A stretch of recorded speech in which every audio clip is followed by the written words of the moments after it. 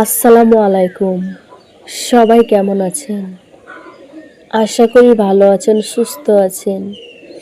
আমিও ভালো আছি। আজকে আমি আপনাদেরকে যে গল্পটা শোনাবো, সেটা কোনো সিনেমা বা নাটকের কোনো গল্প না। এটা আমার জীবনে ঘটে যাওয়া একটি ঘটনা আপনাদের সাথে শেয়ার করতে চাই। আমরা এক ভাই এক বোন। ছোটবেলা থেকে বাবা মা আমাদেরকে খুব ভালোবাসে। এখন বাবা মা দুজনেই চাকরিজীবী। ছোটবেলা থেকে আমরা একসাথে ঘুমাই, একসাথে খাওয়া দাওয়া করি, একসাথে স্কুলে যাই। আমার বড় ভাই আমার থেকে 2 বছরের বড়। তো আমরা যতই দিন যাচ্ছে ততই বড় হচ্ছি। এখন আমাদের 2টো রুম, এক রুমে শুধু বাবা মা থাকে, আরেক রুমে আমরা 2 ভাই বোন থাকি।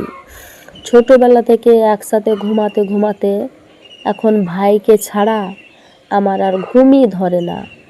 মা ভোরে উঠে রান্না বান্না করে, তাদের নিজেদের জন্য খাবার নিয়ে যায়, আবার আমাদের জন্য রেখে যায়। তো এইভাবে প্রতিনিয়ত চলতে থাকে। একদিন বাবা ঘুম থেকে উঠে দেখে যে অফিস টাইম দেরি হয়ে গেছে। তার তো খেয়াল ছিল না মোবাইল নিয়ে নিয়ে যাওয়ার জন্য। কিন্তু রাত্রেবেলা আমার বাবা বিভিন্ন ধরনের ভিডিও যখন মোবাইলে দেখার পর দেখতে দেখতে ঘুমিয়ে গেছে, সাউন্ড অফ ছিল। ওই ভিডিওগুলো ওভাবেই চলতে লাগলো। মোবাইলের উপরে একটা বালিশ ছিল, খেয়াল করতে পারেনি কো। তো ওইভাবেই চালু ছিল আর সাউন্ড অফ ছিল। রাত্রেবেলায় যেহেতু ঘুমাতে পারেনি, সকালবেলায় তাড়াহুড়ো করে অফিসে চলে গেছে। মোবাইল নিয়ে যেতে খেয়াল ছিল না। মাও বের হয়ে গেছে। পরে বাবা রুমে যখন ফোনটা বেজে উঠল, তখন গেলাম ফোন ধরতে। দেখি বাবা তো ফোন নেয়নি। পরে রিসিভ করে দেখলাম বাবা ফোন দিয়েছে অন্য একটা নাম্বার থেকে। বাবা বলল যে ফোনটা তো রেখে চলে এসেছি, ভালোভাবে রেখে দাও। আমি বললাম ঠিক আছে বাবা। ফোন কেটেছে। তো কাটার পর দেখি যে সেই ভিডিওগুলো। এখন ভাইও তো ছোট মানুষ, তেমন একটা বুঝতে পারেনি। ওই ভিডিওগুলো দেখার পর ভাইয়েরও খুব ভালো লেগেছে। ভাই আবার কি করলো, আমাকে ডাক দিল। আমাকে তো সব কথাই শেয়ার করে। ভাই আমাকে দেখালো, এই দেখ এই দেখ। পরে পরে আর কি আমি দেখলাম ভিডিওগুলো, যে এটা কিভাবে আসলো ফোনের ভিতরে। আমরা তো আর বুঝতে পারছি না। আমাদের কাছে ভালো লাগলো। আমরা স্কুলে না গিয়ে আমরা দুজন মিলে ভিডিওগুলো দেখতে লাগলাম। তো ভিডিও দেখছি বসে বসে, ভালোই লাগছে। কখন যে স্কুলের টাইম চলে গেছে বুঝতে পারিনি।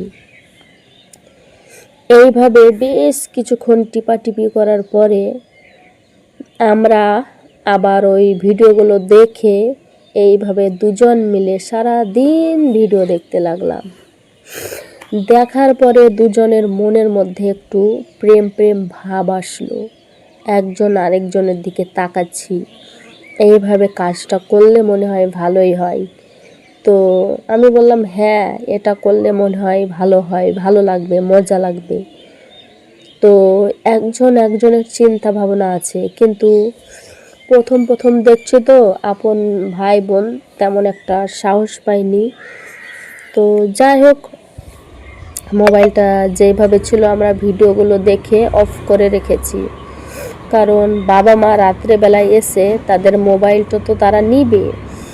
এখন আমি রাত্রেবেলায় ঘুমাতে পারি না এই জন্য যে ওই ভিডিওগুলো দেখেছি না, রাতের বেলায় ঘুমানোর সময় ওই ভিডিওগুলো চোখের মধ্যে ভাসে। আর রাত হলে দুজনে একসাথে ঘুমালে শরীরটা গরম হয়ে যায়।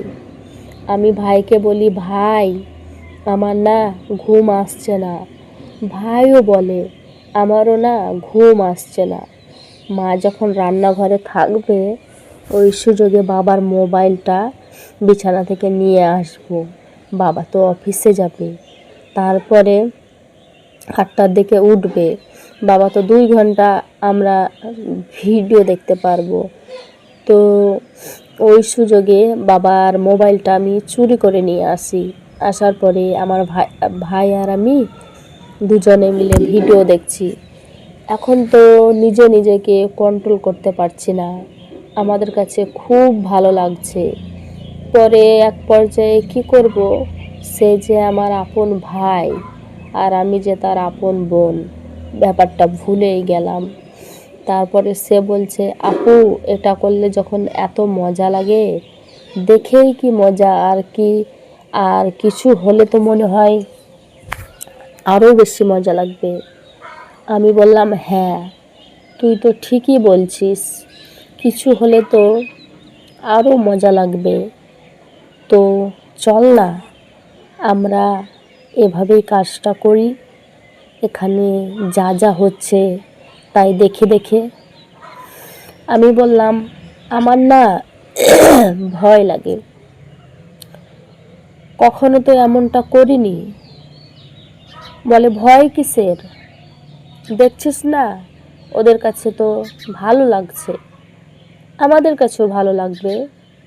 যদি অন্যরকম ব্যথা পাস তাহলে আমরা দেব না। পরে এক পর্যায়ে দুজনের সাথে দুজনের মনের মিল হয়ে গেল। ভিডিও দেখে দেখে সব কিছু করলাম আর খুব ভালো লেগেছে। তারপরে এইভাবেই বেশ কিছুদিন আমরা কাটালাম। বাবার মোবাইলটা আনতাম আর মনে করেন এই কাজগুলো করতাম, কিন্তু অল্প বয়স ছিল। এইভাবে প্রায় আরও 2 বছর কাটিয়ে দিলাম। যখন আমি স্বাভাবিক মেয়েদের মতো হলাম, 13 বছর বয়স, আমার পেটে বাচ্চা চলে আসে।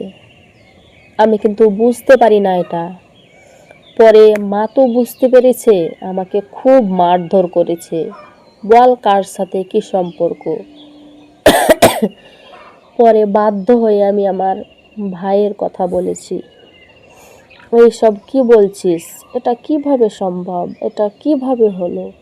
তখন আমি মোবাইলের কথাটা বললাম, মা আমাদেরকে ক্ষমা করে দাও। পরে মা আমাদেরকে ক্ষমা করে দিল। কি করবে, মানুষজন জানার আগে বাচ্চাটা নষ্ট করে ফেললো। তারপর থেকে দুজনকে আলাদা আলাদা রুমে থাকতে দিত, যেন আমরা এই ভুলটা না করি। আর আমরা যেহেতু ভুল বুঝতে পেরেছি, আপনারা কিন্তু খারাপ ভিডিও দেখবেন না, আর তা যেন মানে ছেলে মেয়েদের সামনে না পড়ে। তো সবাই ভালো থাকবেন, সুস্থ থাকবেন। আসসালামু আলাইকুম।